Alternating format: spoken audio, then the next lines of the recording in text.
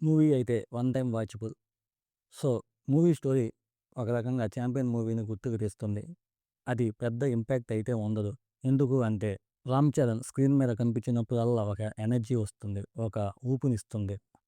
Story కూడా 'రామ్ చరణ్' చుట్టూయే తిరుగుతుంది. అందుకే 'రామ్ చరణ్' స్క్రీన్ మీద ఉన్నప్పుడల్లా చాలా బాగుంది. అందుకే అసలు బోర్ అని మూవీ కూడా ఎప్పుడైపోయిందనేది కూడా తెలియదు. అలా అనిపిస్తుంది మూవీ అయితే. అందుకే నేను అన్నది వన్ టైమ్ వాచబుల్ అని. ఎందుకు అంటే స్టోరీ వల్ల. స్టోరీ వల్ల కొంచెం అటు ఇటు అనిపిస్తుంది. స్టోరీని మర్చిపోయి ఆ ఎమోషన్‌ని మీరు చూస్తూ ఉంటే అలా అలా వెళ్ళిపోతూ ఉంటుంది. మూవీ ఎక్కడ బోర్ అనిపించలేదు కూడా. అనిపించదు అనిపించదు కూడా. ఎక్కడైనా సరే ఈ సీన్ ఎందుకు వచ్చిందనేది కూడా అనిపించదు.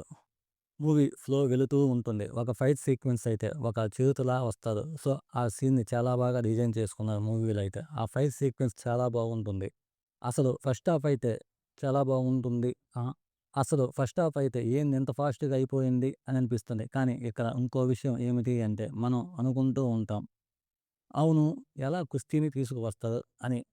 అందువల్ల స్టోరీ ఇంకా వెళటం లేదా? అందువల్ల మనకనిపిచ్చిద్ది ఇంకా స్టోరీ వెళటం లేదేంది అని. కానీ ఇంటర్వెల్ తర్వాత అర్థం అవుతుంది. ఓహో! ఇలా వెళ్ళిద్దా అని. యాక్చువల్లీ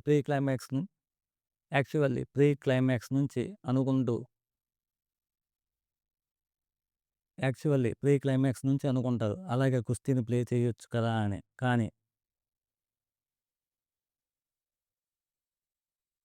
ప్రీ క్లైమాక్స్ నుంచి మనకనిపిచ్చిద్ది ఒక సిట్యుయేషన్.